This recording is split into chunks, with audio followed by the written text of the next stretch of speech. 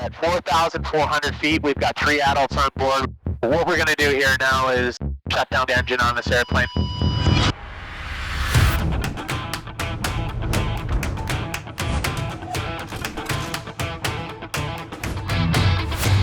I do a lot of demonstrations and I have a lot of the same questions presented to me. Always been really enthusiastic about sharing what I know.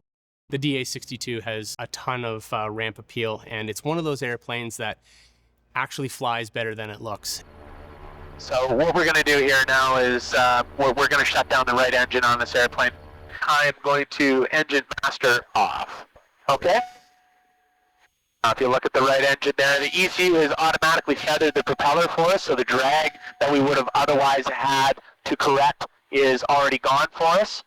I'm holding a little bit of pressure with my left foot right now, which is compensating for our left engine, our good engine, trying to make us turn right. Okay, so I'm going to put a little bit of power on here. We'll maintain our altitude. I'm still holding in foot pressure on the left side, but I'm going to buy back that foot pressure with a little bit of rudder trim. Okay.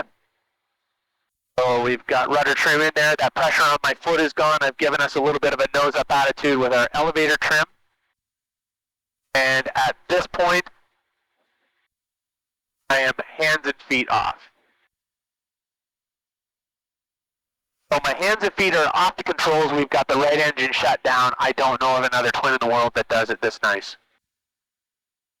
We're at 4,400 feet. We've got 3 adults on board. We've got 50 gallons of fuel. We've got camera equipment. I'm going to put a little bit more power on here, and we're going to start a climb. Uniform Kilo, contact frontal 13425 now. Now, the benefit of the Austral engine is that it's turbocharged, so we have the we can enjoy sea level horsepower with these engines until about 12,000 feet. So they are able to carry us all the way up to 13,000 feet on one engine. I'll get you over to tower shortly. There you go. We're maintaining a 300 foot per minute climb on one engine.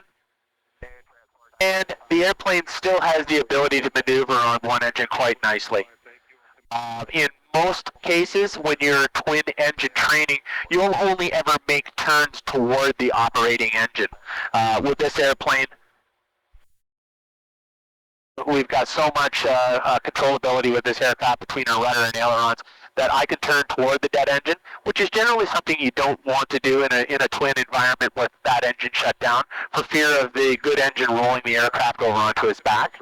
But because this airplane is so stable and it's so benign in all of its flight characteristics, it's really nice to fly in just about any configuration, including engine out. So you can imagine we're 200 miles over water right now, and we're on our way to the Bahamas, and we hit a pelican or something like that.